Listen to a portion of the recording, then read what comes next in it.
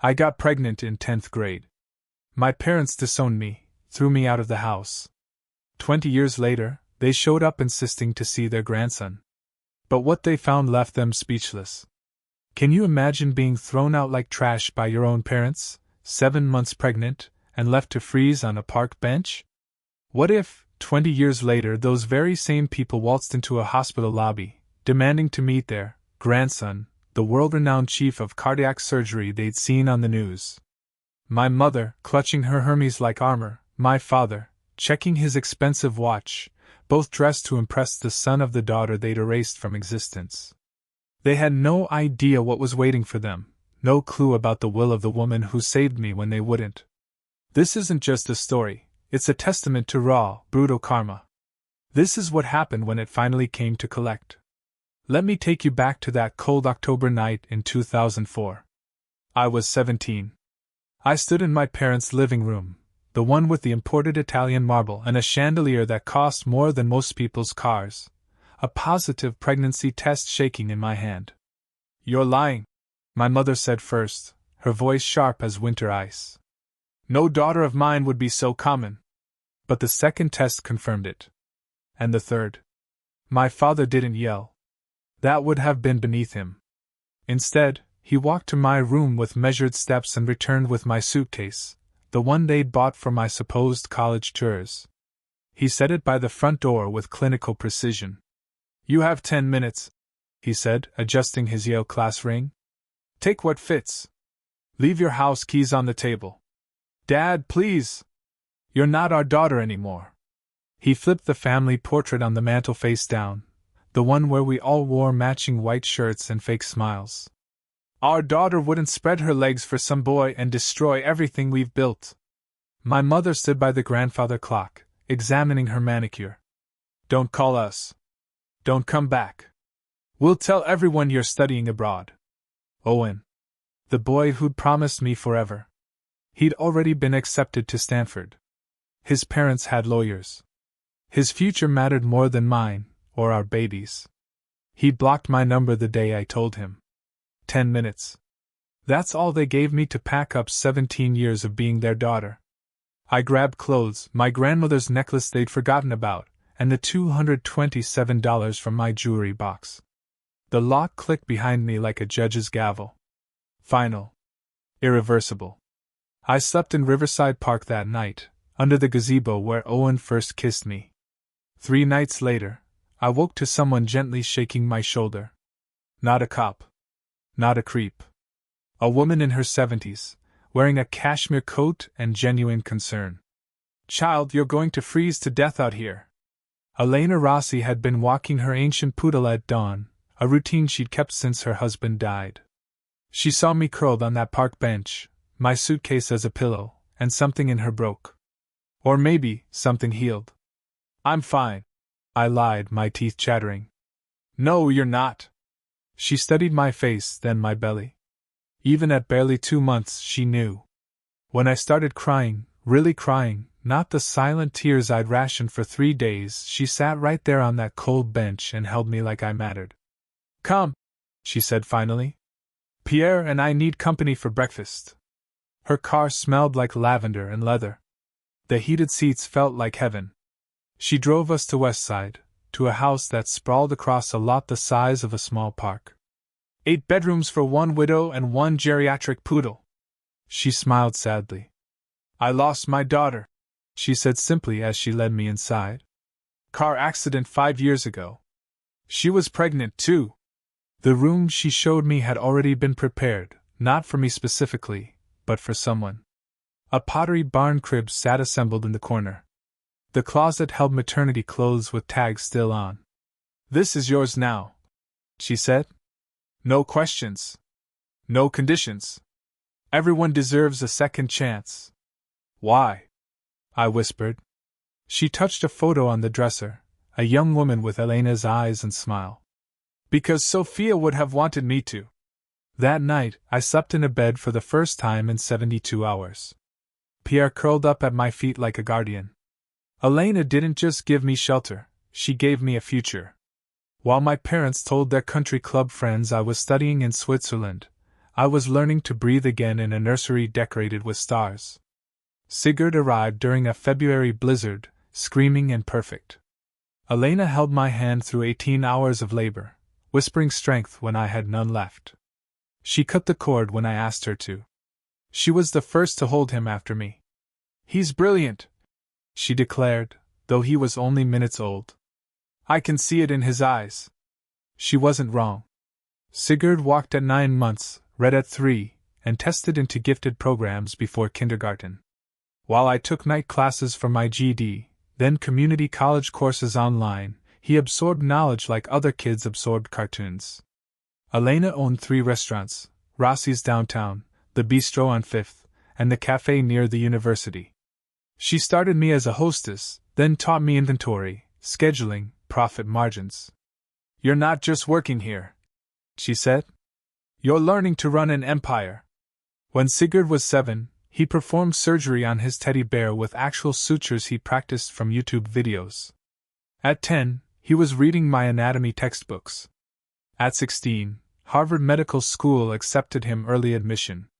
That same year, Lance Mitchell walked into Rossi's. He was updating Elena's will. She'd insisted on adding new provisions every year since taking us in. Tall, steady, with kind eyes and terrible jokes, he made me laugh for the first time in years. "Your son's remarkable," he said over coffee that turned into dinner. "His grandmother deserves the credit." I wasn't talking about Elena, he smiled. Though she mentioned something interesting about her will, something about protecting the family you choose. Even then, Elena was planning ahead. Everything changed when the Springfield Gazette ran the headline: 20-year-old surgeon becomes youngest department chief in state history. Sigurd's photo covered half the front page. My son in surgical scrubs, standing before the cardiac wing he'd already revolutionized. The article mentioned his full name, Dr. Sigurd Harrison, MD, PhD. My maiden name. The name my parents thought they'd buried. Within hours, the story went viral. Prodigy doctor saves 3 lives in one day. Gen Z surgeon revolutionizes heart surgery. The real-life Doogie Howser. My phone buzzed with an unknown number. I almost didn't check the voicemail. "Olivia?" My mother's voice, after 2 decades of silence. "We need to discuss our grandson." "Our grandson? Not your son?" "Not Sigurd." "Our grandson?" Like he was property they'd suddenly remembered they'd misplaced. The emails started next, sent to my restaurant's public address. Professional. Cold. "Dear Olivia, we hope this message finds you well. Recent news has come to our attention regarding Sigurd's remarkable achievements. As his grandparents, we feel it's time to reconnect." They signed it from their corporate email, Harrison Industries, the company they protected by discarding me. Lance found me crying in my office. Not from sadness, but from pure raw rage. "They want him now that he's successful," I choked out. 20 years of nothing, and now they want to claim him. "What do you want to do?" Lance asked, pulling me close. "Make them disappear again." "We can do that," he said. "But first, let me check something in Elena's papers." She mentioned provisions for this exact situation. That night, Sigurd worked a 16-hour shift, saving 2 lives. He had no idea his grandparents existed, let alone that they were circling like vultures who'd spotted gold. They started small, a reservation at Rossi's under a fake name, sitting in my section, watching me work. I recognized my mother's emerald ring before her face. She'd aged poorly, Botox fighting a losing battle with bitterness. "Good evening, I'm Olivia." We know who you are." My father set down his menu like a verdict. "We need to discuss Sigurd. You need to leave." They didn't. Instead, packages arrived at the hospital. A Rolex Submariner for Sigurd. A Mont Blanc pen set. A first edition Grey's Anatomy worth thousands. Each gift card signed, "Your loving grandparents." Sigurd brought them home, confused. "Mom, someone keeps sending me expensive things. Should I be worried?" "Return them," I said. "All of them." Lance intercepted their next move, a formal letter requesting grandparent visitation rights. He laughed. Actually laughed as he read it to me. They cite established family bonds. He chuckled. Bonds they severed with this. He pulled out a photocopy of the document they'd signed 20 years ago, relinquishing all parental rights and responsibilities. They didn't just kick you out, Olivia. They legally disowned you and any children you might have. But they kept pushing. They hired a private investigator who followed Sigurd's routine. They contacted the hospital board, introducing themselves as Dr. Harrison's grandparents, trying to get invited to fundraisers. The final straw came when my mother approached Sigurd directly at a coffee shop near the hospital. "You look just like your grandfather," she said, blocking his path. "I'm sorry. Do I know you?" "I'm your grandmother, sweetheart. Your mother has kept us apart." Sigurd called me immediately. "Mom, some woman claiming to be my grandmother just ambushed me. Should I call security?" "Yes," I said. "Always." The call came at 2 a.m. because Owen always had terrible timing. "Liv? It's me. Please don't hang up." 20 years, and he still thought, "It's me," would mean something. "What do you want, Owen?" I saw the news about Sigurd. "He's incredible, our son." Now he was our son. When I was 17 and terrified, Sigurd was my problem. Now that he was saving lives and making headlines, Owen remembered his DNA contribution. "He doesn't know you exist," I said. "Let's keep it that way." "That's not fair. I was 18, Liv. My parents threatened to what? Disown you? Kick you out? Make you sleep in parks while pregnant?" Silence. "That's what I thought. I'm divorced now," he said, his voice cracking. "My startup failed. I've lost everything.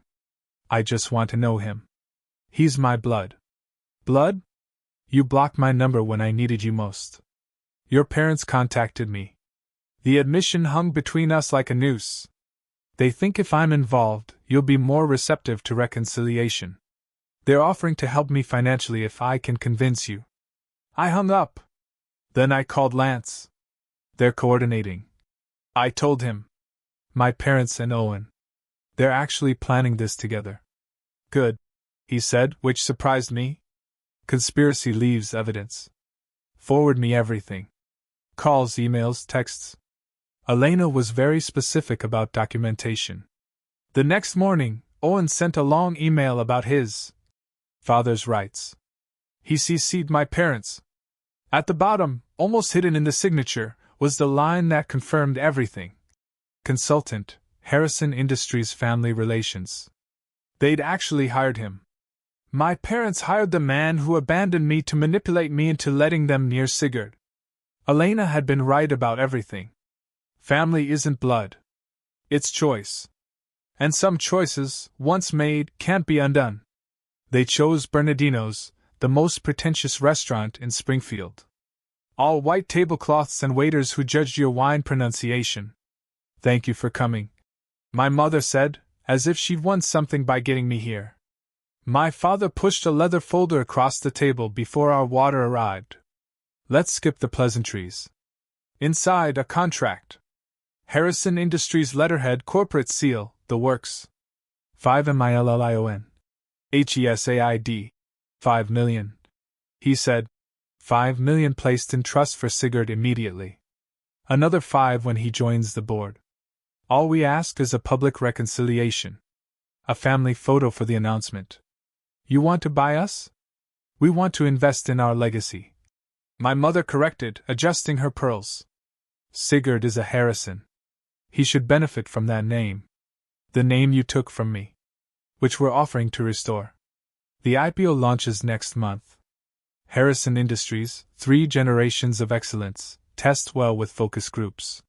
Focus groups. They'd focus grouped our reconciliation. "And Owen?" I asked. My father's jaw tightened. "Mr. Blake is a separate matter." "Is he?" Lance had been quiet until now. "Because we have emails suggesting otherwise." "Something about a finder's fee? You've been monitoring our communications?" My father stood. "That's illegal." "No," Lance said. Owen forwarded them to Olivia, actually. He's not very bright. They exchanged a look, the same one they'd shared when deciding my fate 20 years ago. The offer stands, my father said, tossing $300 bills on the table. But not for long. As they left, my mother turned. That boy deserves to know his real family. He does, I said. That's why he'll never know you. Lance worked late that night, laptop open, documents spread across our dining table like evidence in a crime scene, which essentially they were. Olivia, come look at this. The email chain went back 3 months before the first news article about Sigurd. My parents had been planning this. From Robert Harrison at harrisonindustries.com to owenblake24@gmail.com. Subject, consultation agreement. Mr. Blake, per our discussion, you'll receive 10% of any assets recovered from the reconciliation with our daughter. Your role, establish paternal connection with SH. Leverage for maternal cooperation.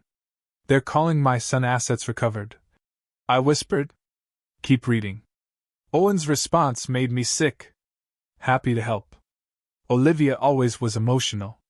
If I push the right buttons about missed father-son moments, she'll cave. Suggest we coordinate pressure. You from grandparent angle, me from father's rights. $500,000 upfront seems reasonable for my involvement. He's selling access to Sigurd. I whispered. This email chain is evidence of conspiracy to commit fraud and harassment. Lance corrected. But there's more. He pulled up Owen's LinkedIn.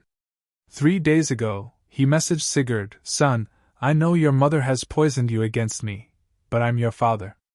I deserve a chance. Your grandparents agree. We could do great things together. The Harrison medical legacy combined with Blake innovation. Think about your future. Sigurd hadn't told me because Sigurd had reported him for harassment. LinkedIn banned him. He also, Lance smiled, sent Owen's bankruptcy filing to Harrison Industries board. Turns out they don't like being associated with failed entrepreneurs who owe the IRS $2 million. They're still paying him. The board voted yesterday to terminate all consultant contracts. Your father doesn't know yet. Sometimes karma needs a good lawyer to help it along. Lance unlocked Elena's safe with the combination she made me memorize. July 23, 2005, the day Sigurd was born. She updated this every year, he said, pulling out a leather-bound document. But this provision never changed. He flipped to page 7, paragraph 4, highlighted in yellow. Should any biological family member who previously abandoned, disowned, or rejected my chosen daughter, Olivia Harrison, or her son, Sigurd Harrison, attempt to claim relationship or assets after achieving success or recognition, they shall be permanently barred from any inheritance, property, or financial benefit from my estate. She knew this would happen. She planned for it. Look. He clicked play on an iPad. Elena's face filled the screen, recorded just months before her death. If you're watching this, Elena said, her voice still strong despite the cancer, then Robert and Margaret Harrison have crawled out from whatever rock they've been hiding under. Hello, Mr. and Mrs. Harrison. Yes, I know exactly who you are. I hired investigators the day I met Olivia. I know about the 10 minutes, the suitcase, the family portrait you turned face down. My throat tightened. Even dying, she'd protected us. You threw away a treasure. Elena continued. I found her. She became my daughter in every way that matters. Sigurd became my grandson. And you? You're nothing. Ghosts. Signatures on a paper that ensures you'll never hurt them again. The video showed Elena looking directly at the camera. Olivia, my darling, they'll come with money and promises. Don't believe them. You have everything. The restaurants, the investments, this house, $15 million, all in your name, protected in trust. They can't touch it. They can't touch you. Be free. The timestamp showed she'd recorded it the day before she died. This is the beautiful part, Lance said, pulling out another document. The original abandonment papers your parents signed. I'd seen copies before, but the original felt different, heavier. Their signatures bold and clear, like they were signing a business deal. They didn't just kick you out, Lance explained. They legally emancipated you and simultaneously relinquished all parental rights. But here's what their lawyer apparently didn't explain. Or maybe they didn't care to understand. He pointed to Clause 6. This relinquishment extends in perpetuity to any offspring, born or unborn, of the aforementioned minor. In perpetuity. Forever. They can't claim grandparent rights because legally, Sigurd isn't their grandson. They made sure of that 20 years ago. He smiled. Ironclad. I thought about my father's Harvard Law degree hanging in his office. My mother's insistence on reading every contract. They'd known. They'd wanted me gone so completely that they'd signed away their future, too. There's one more thing, Lance said. If they continue harassment after being shown these documents, we can file for a restraining order. Criminal harassment charges. They could face jail time. They'd never risk that. Their reputation? Exactly. So, we give them one chance to walk away quietly. If they don't take it, we go public with everything. At the gala. At the gala. 500 witnesses, media coverage, everything they care about. Reputation, image, legacy. Destroyed by their own signatures. For the first time in weeks I smiled. Elena really thought of everything. She loved you, Lance said simply. This was her way of proving it forever. The Springfield Memorial Annual Gala was in 3 days. 500 guests, full media coverage, and Sigurd giving the keynote about family, legacy, and healing. We invite them, I said, holding the pearl shimmer invitation. All 3 of them. Lance raised an eyebrow. You're sure? Elena left us the weapons. Time to use them. I wrote each invitation by hand. Dear Mother and Father, please join us at the Springfield Memorial Gala to receive your inheritance from the Elena Rossi estate. Formal documentation will be provided. Olivia. And, dear Owen, your presence is requested regarding Sigurd's patrimony and your parental status. Legal clarification will be provided. Olivia Harrison Mitchell. They'll think they've won, Lance said, sealing the envelopes. Let them. Sigurd reviewed his speech one more time. You want me to mention Grandma Elena, but not them? Mention your real grandmother. The one who loved you. And when they stand up to claim credit? That's when Lance presents the documents. We'd reserved a table front and center for them. Table 1.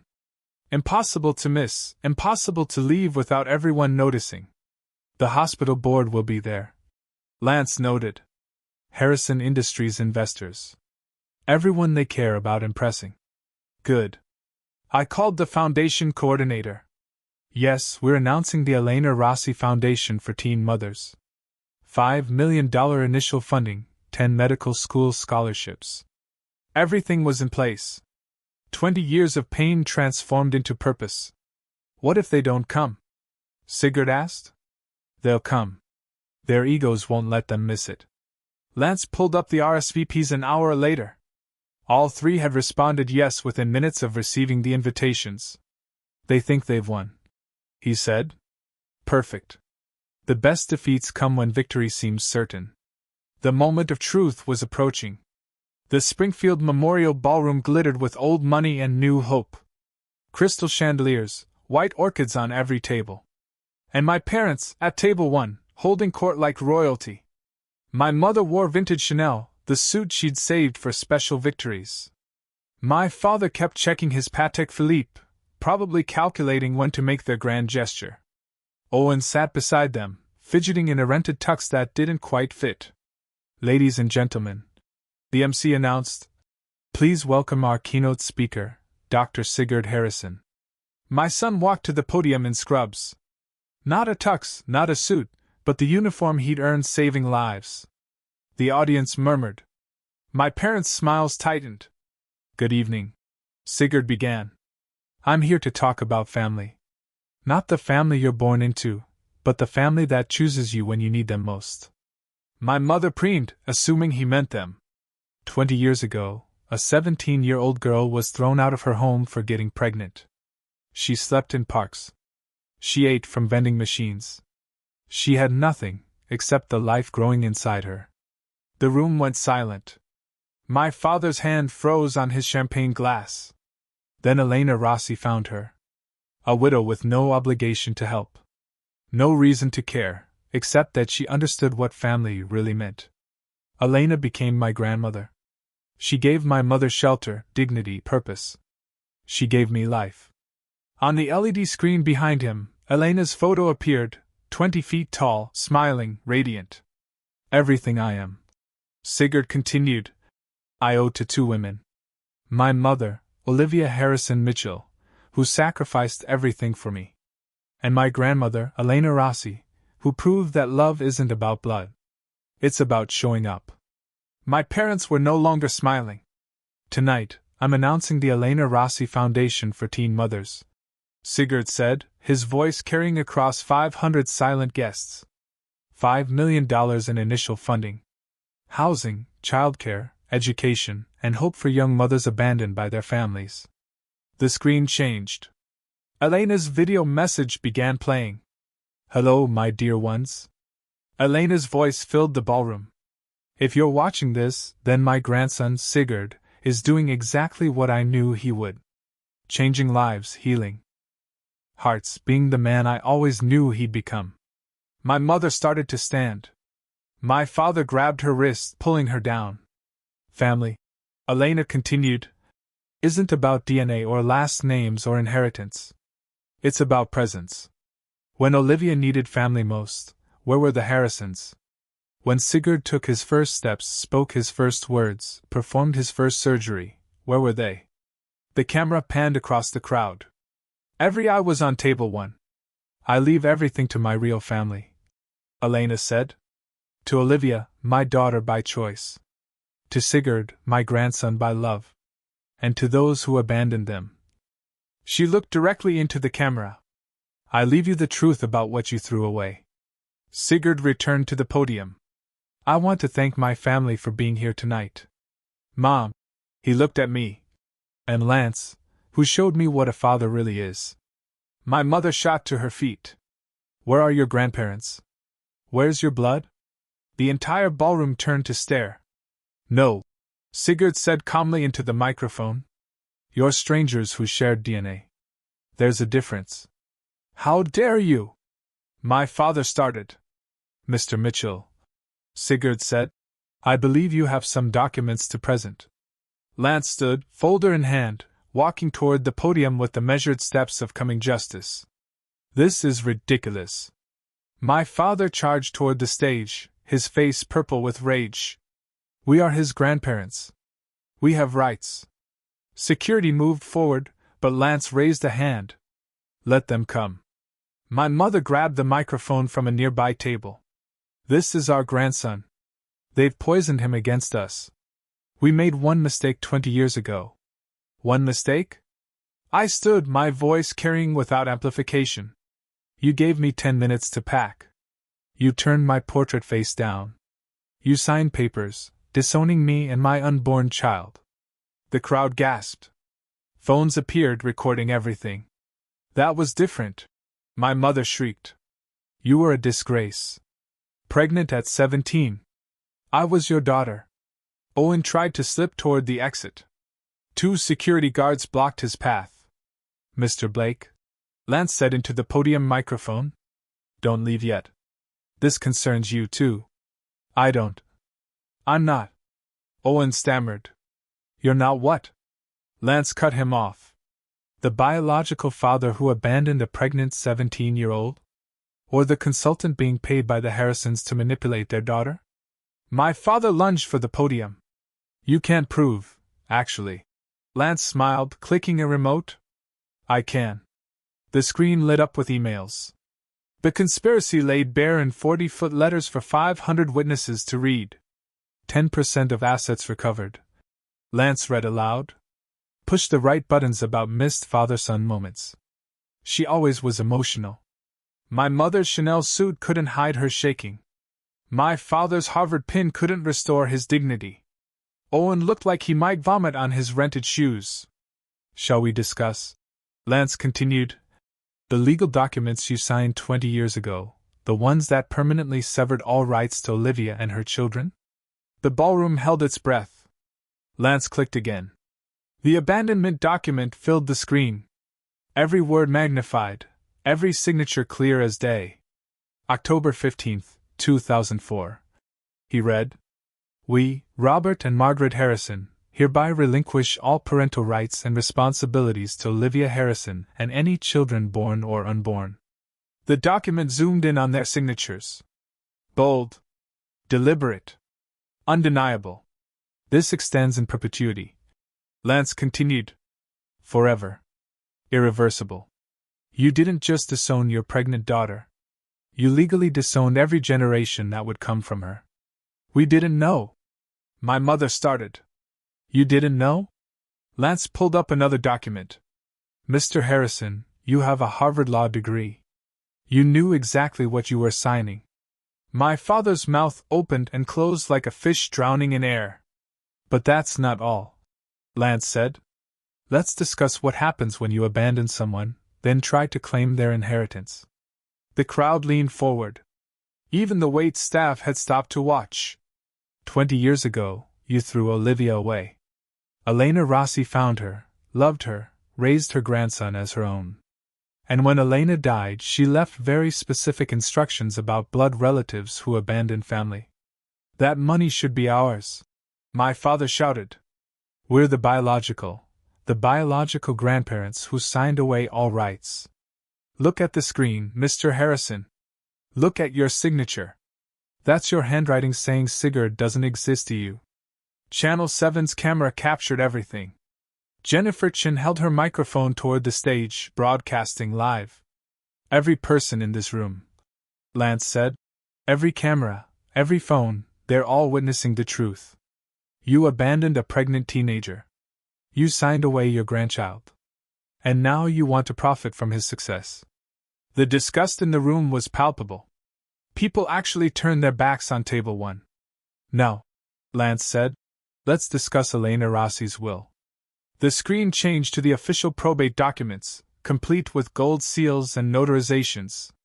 Article 7, Section 4. Any biological family member who previously abandoned, disowned, or rejected Olivia Harrison or Sigurd Harrison shall be permanently excluded from all inheritance, property, or financial benefit from this estate. She can't do that. My mother screamed. She can, and she did. The estate is worth $15 million. The restaurants, the properties, the investments. All of it goes to Olivia and Sigurd. You, Mr. and Mrs. Harrison, receive nothing. He clicked again, showing a video timestamp. Elena appeared on screen again, but this was different footage. She was looking directly at the camera, directly at my parents. Robert and Margaret Harrison. Elena's voice rang out. I know you're watching this, probably in a room full of people you're trying to impress. Good. Let them all hear this. You are the worst kind of cowards. You threw away a treasure because you feared judgment. I found that treasure. I polished it. I helped it shine. My mother collapsed into her chair. You had 10 minutes to pack your daughter's life. So I'm giving you the same. 10 minutes to leave this gala, leave this city, and leave Olivia and Sigurd alone forever. Starting now. Lance looked at his watch. That's 8:04 p.m. At 8:05, if you're still here, I filed the restraining orders, the criminal harassment charges. Everything. The ballroom was silent, except for the ticking of the massive clock on the wall. 9 minutes, Lance announced. My parents looked at each other, then at the exits, then at the hundreds of phones recording their humiliation. Mr. Blake. Lance turned to Owen, who was trying to shrink into his rented tux. Let's discuss your consulting agreement. The emails returned to the screen. Lance read each one slowly, letting the words sink in. Olivia always was emotional.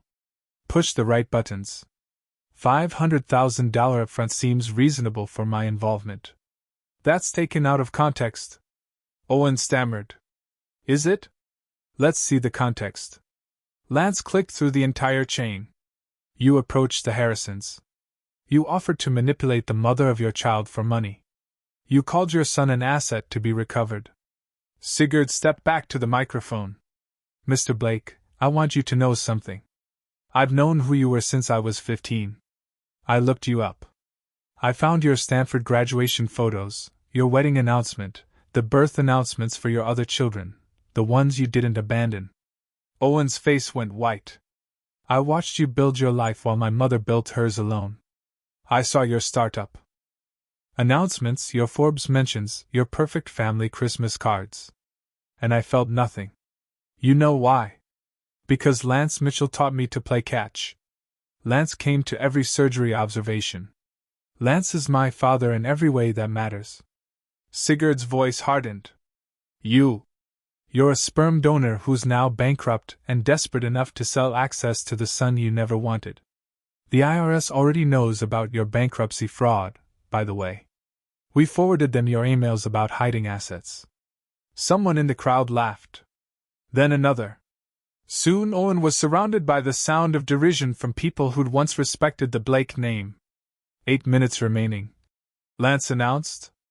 Mr. and Mrs. Harrison. Mr. Blake. I suggest you leave now. My father stood, trying to salvage dignity from disaster. This isn't over. We'll sue. The ballroom doors opened. A process server walked in, followed by 2 police officers. Robert Harrison, Margaret Harrison, Owen Blake. The server held up official documents. You're being served with emergency restraining orders. He handed them each a packet while 500 people watched. These are temporary orders, effective immediately. You are prohibited from coming within 500 feet of Olivia Mitchell, Sigurd Harrison, or Lance Mitchell. No contact through any medium. No calls, texts, emails, or third-party messages. The hearing for permanent orders is in 2 weeks. You planned this. My mother hissed at me. No, I said, standing. You planned this 20 years ago when you signed those papers. I'm just finishing what you started. The officer stepped forward. Folks, you need to leave the premises now, or you're violating the order. This is assault. My father shouted. This is consequence. The officer said calmly. Something I understand you're not familiar with. You have 5 minutes before we arrest you for violation. My mother grabbed her Hermes bag like a life preserver. You'll regret this, Olivia. The only thing I regret, I said loud enough for everyone to hear, is spending 17 years thinking I needed your love. They walked toward the exit, Owen trailing behind them.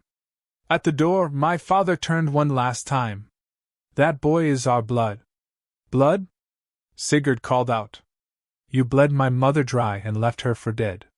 Elena gave her a transfusion of real love. That's the only blood that matters here. The doors closed behind them.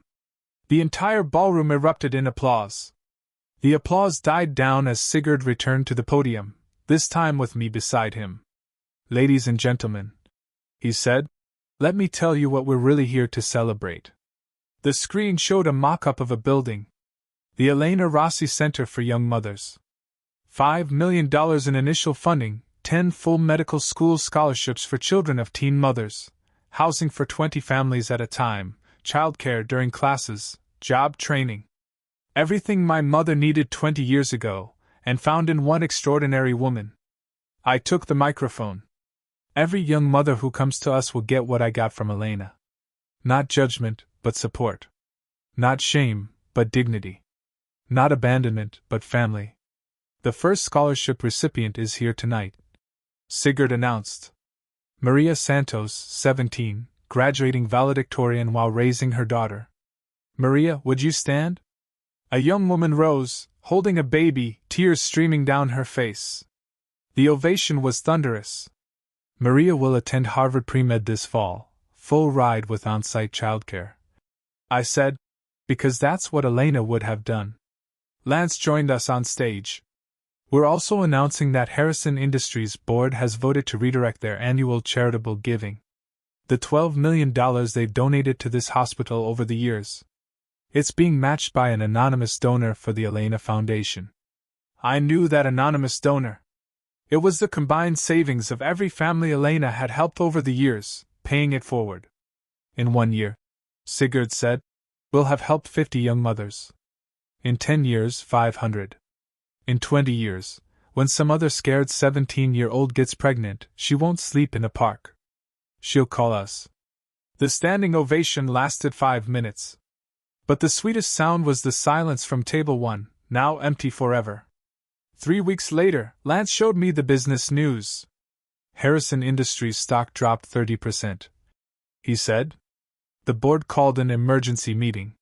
Your father was voted out as CEO. The scandal had spread beyond Springfield. Family values hypocrites ran in the Wall Street Journal. The 10-minute parents trended on social media for days. Someone leaked the security footage of them being escorted out. It had 12 million views. They're selling the house. Lance continued, pulling up the real estate listing. The Westfield mansion listed far below market value. They need the cash for legal fees. Their lawyer had tried to contest the restraining orders. The judge not only upheld them but made them permanent after seeing the evidence. What about Owen? Worse. His ex-wife's lawyer subpoenaed our emails. Turns out hiding money from bankruptcy court while owing $200,000 in child support is a federal crime. He's facing 3 years. I felt nothing. Not satisfaction, not pity. Just nothing. They moved to Arizona. Lance added. Scottsdale. Your mother's sister took them in. They're living in her guest house. From a 7-bedroom mansion to a guest house. From society darlings to exile. The best part? Lance smiled.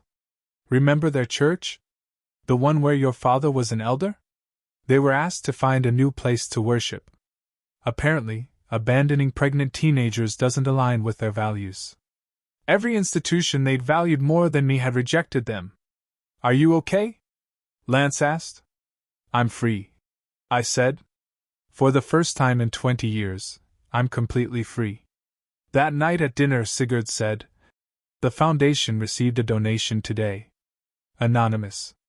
$50,000. We all knew who it wasn't from. 6 months later, we gathered for our weekly dinner. The tradition Elena started, and we'd never stopped. Sigurd carved the roast using the technique Elena taught him when he was 12. So, I saved 3 lives this week, he said casually, like he was discussing the weather. Show off. Lance teased, pouring wine from Elena's collection. The youngest was 4 months old. Sigurd continued. Her mother was 17. She reminded me of someone. He looked at me with those eyes that still saw wonder in the world, despite everything. I told her about the foundation. She cried. Mom said she'd been sleeping in her car for a week. Not anymore, I said. She moves into the center tomorrow. This was our family. No DNA tests required, no blood certificates needed. Just presence, consistency, and choice. Elena's portrait hung where the TV used to be. We'd rather look at her than any screen. Fresh orchids sat beneath it, replaced weekly, her favorite. I'm getting married next month, I announced. Lance nearly dropped his wine. You're supposed to let me propose first. Elena always said I should speak up for what I want. I pulled out the ring I'd bought him. So, Lance Mitchell, will you make this official? Sigurd laughed. Really laughed, the way he did as a child. Mom, you just proposed at dinner over pot roast. Elena would approve, Lance said, sliding the ring on. Yes. Absolutely. Yes. We toasted with Elena's Waterford crystal, the one she saved for celebrations. In the candlelight, I could almost see her smiling. This was family. Not perfect. Not traditional. But real. Chosen. Permanent. And somewhere